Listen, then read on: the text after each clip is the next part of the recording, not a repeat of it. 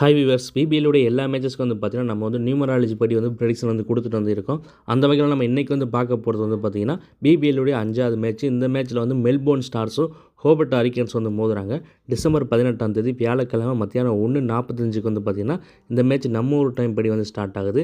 இந்த மேட்ச்சில் யார் வந்து வெற்றி பெறுவா, அதாவது எந்த டீம் வந்து வின் பண்ணும், யார் எப்படி பெர்ஃபார்ம் பண்ணுவாங்க, யார் எவ்வளோ ரன்ஸ் அடிப்பாங்க, எவ்வளோ விக்கெட்ஸ் எடுப்பாங்கன்னு எல்லாத்தையும் டீட்டெயிலாக வந்து பார்க்கலாம்.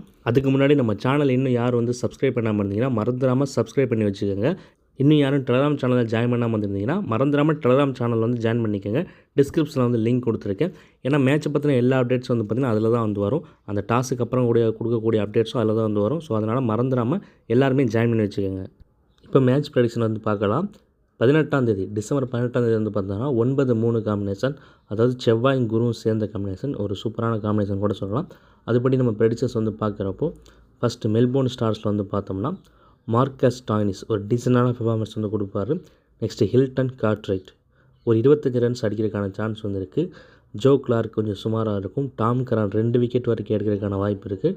டாம் கரான் வந்து பார்த்திங்கன்னா அவருமே பார்த்திங்கன்னா குரு ஆதிக்கத்தில் உள்ளவர் தான். மேட்சும் பார்த்திங்கன்னா செவ்வாய் ப்ளஸ் குருங்கிறப்போ டாம் கரான் வந்து ஒரு நல்ல பெர்ஃபார்மன்ஸ் கொடுக்குறதுக்கான வாய்ப்பு வந்திருக்கு. ஆனால் என்ன தான் ஒருத்தருக்கு கிரகநிலை நல்லா இருந்தாலுமே அவருக்கான வாய்ப்பு இருந்தால் தான் பார்த்திங்கன்னா பெர்ஃபார்ம் பண்ண முடியும். இப்போ டாம் கரானுக்கு 4 ஓவர் கண்டிப்பாக கொடுப்பாங்கன்னா அவரை நீங்கள் எடுத்துக்கலாம்.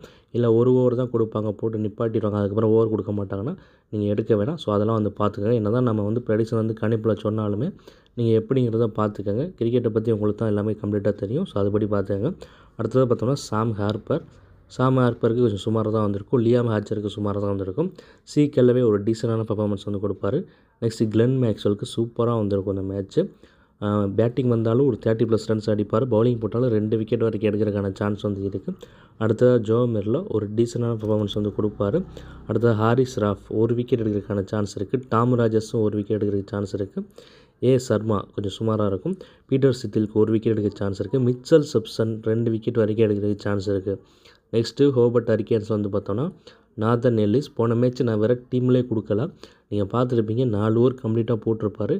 கடைசியில் ஒரு விக்கெட் ஏதோ ஒன்று விழுந்துச்சு, அதுவும் கேட்சில் விழுந்துச்சு. பெருசாக அவருக்கு அன்றைக்கி பாயிண்டே வந்திருக்காது.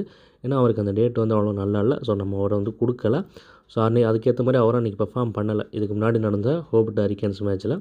இந்த மேட்ச்சில் வந்து பார்த்திங்கன்னா நாதன் எல்லிஸ்க்கு எக்ஸலண்ட்டாக வந்திருக்கும். நாதன் எல்லிஸ்லேருந்து 3 விக்கெட் 3+ விக்கெட்ஸ் கூட வந்து எதிர்பார்க்கலாம்.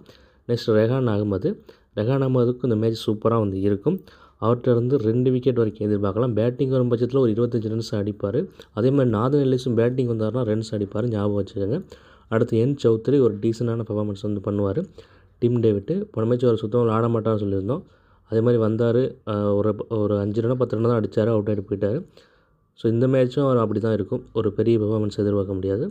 அடுத்ததாக கிறிஸ் ஜார்டன் 1-2 விக்கெட் எடுக்கிறதுக்கான சான்ஸ் வந்து இருக்குது. அடுத்து ஆர் ஹொசைன் கொஞ்சம் சுமாராக தான் வந்து இருக்கும். பென் மெக்டர்மட் போன மேட்ச் நம்ம கேப்டன்லேயே கொடுத்துருந்தோம், செம்மையால் ஆர்டர் வந்து சொல்லியிருந்தோம். அதே மாதிரி வந்து பார்த்திங்கன்னா ஒரு 45 ரன்னும் என்னமோ அடிச்சுட்டு வந்து போனார், நல்லா விளாண்டுட்டு வந்து போனார், நல்ல பாயிண்ட்டு. இந்த மேட்ச்சு அப்படி ஒரு பெர்ஃபார்மன்ஸ் வந்து எதிர்பார்க்க முடியாது, டவுட்டு தான். அடுத்தது ரியலி மெரிடத் ஒரு விக்கெட் எடுக்க சான்ஸ் இருக்குது. மிச்சல் ஓவன் போன மேட்ச் மாதிரி இந்த மேட்ச்சும் ஒரு நல்ல ரன்ஸ் அடிக்கிறதுக்கான சான்ஸ் வந்துருக்கு. போன மேட்ச் பவுலிங் போடலை, இந்த மேட்ச் பவுலிங் போட்டால் விக்கெட் எடுப்பார். அடுத்தது வில் பிரெஸ்ட்விட்ச் அவருக்கு சுமாராக தான் வந்திருக்கும். பெருசாக பவுலிங் போட்டாலும் விக்கெட் விழுகாது. அடுத்து பில்லி ஸ்டாங்லி போன மேட்ச் கொடுத்துருந்தோம், நல்லா விக்கெட் எடுப்பான்னு சொல்லி விக்கெட் எடுத்தார் நினைக்கிறேன். இந்த மேட்ச்சு விக்கெட் எடுக்கிறதுக்கான சான்ஸ் கம்மி தான். எடுத்தாலும் ஒரு விக்கெட் எடுப்பாங்க, பெருசாக பாயிண்ட் வராது. பிரெஸ்ட்விட்சுக்கும் சரி ஸ்டாங்லிக்கும் சரி. மேத்யூ வேடுக்கு வந்து எக்ஸலண்ட்டாக வந்து இருக்கும். 30+ ரன்ஸ் அவர்கிட்ட வந்து எதிர்பார்க்கலாம். அடுத்தது டிம் வார்டு 1-2 விக்கெட் எடுக்கிறதுக்கான சான்ஸ் வந்துருக்கு. லாஸ்ட்டாக ஜாக்சன் பேடுக்கு சுமாராக இருக்கும், பெருசாக ஒரு சிறப்பான ஒரு பெர்ஃபார்மன்ஸ் கொடுக்க மாட்டார். நெக்ஸ்ட்டு யாரெல்லாம் பெஸ்ட்டு பெர்ஃபார்மன்ஸ் கொடுப்பாங்க, அதாவது அந்த கேப்டன் வைஸ் கேப்டன் சொல்லுவாங்கள்ல, அதுக்கேற்ற மாதிரி பாயிண்ட் எடுக்கிற அளவுக்கு விளையாடக்கூடிய பிளேயர்ஸ் யாருன்னு பார்த்தோம்னா ஹோபர்ட் ஹரிக்கேன்ஸ் வந்து பார்த்தோம்னா நாதன் எல்லிஸ் அண்ட் மேத்யூ வேடு. ஸ்டார்ஸில் வந்து பார்த்தோம்னா மெல்போர்ன் ஸ்டார்ஸில் கிளென் மேக்ஸ்வெல், அதுக்கப்புறம் மிச்சல் சிப்சன், டாம் கரான். இந்த சைடு எக்ஸ்ட்ரா ஒருத்தர் சொல்லணும்னா மிச்சல் ஓவன். ஒருத்தர் 2 பேர் கொடுத்தா எல்லாருமே நிறைய ஆப்ஷன் கேட்குறீங்க, அதனால் 6 பேர் வந்து சொல்லியிருக்கேன். முக்கியமான ஆள் வந்து பார்த்திங்கன்னா யாருன்னா Nathan Ellis, Matthew Wade, Glenn Maxwell, Tom Curran. Mitchell Swepson டீமில் இருந்தார்னா அவருமே வந்து பார்த்திங்கன்னா முக்கியமான ஒரு பிளேயராக தான் இருப்பார். ஸோ இதுக்கேற்ற மாதிரி நீங்கள் என்னென்னு வந்து பார்த்துக்கோங்க.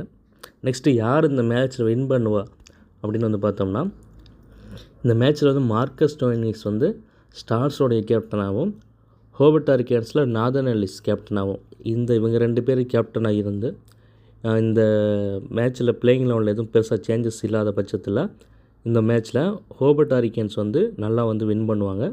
ஹோபர்ட் ஹரிக்கேன்ஸ் தான் வின் பண்ணுறதுக்கான வாய்ப்பு வந்து இருக்குது. ஒருவேளை அதிகப்படியான பிளேயர் சேஞ்ச் ஆகிறாங்க, கேப்டன் சேஞ்ச் ஆகிறாங்கன்னா நான் அது வந்து கடைசி நேரத்தில் டெலகிராம் சேனல் வந்து அப்டேட் வந்து பண்ணுறேன். ஸோ டெலகிராம் சேனல் யாரும் இன்னும் ஜாயின் பண்ணாமல் வந்து இருந்தீங்கன்னா மறந்துடாமல் டெலகிராம் சேனலை வந்து ஜாயின் பண்ணி வச்சுக்கோங்க. புதுசாக வந்து வீடியோ பார்க்குறவங்க மறந்துடாமல் நம்ம சேனலை வந்து சப்ஸ்கிரைப் பண்ணி வச்சுக்கோங்க.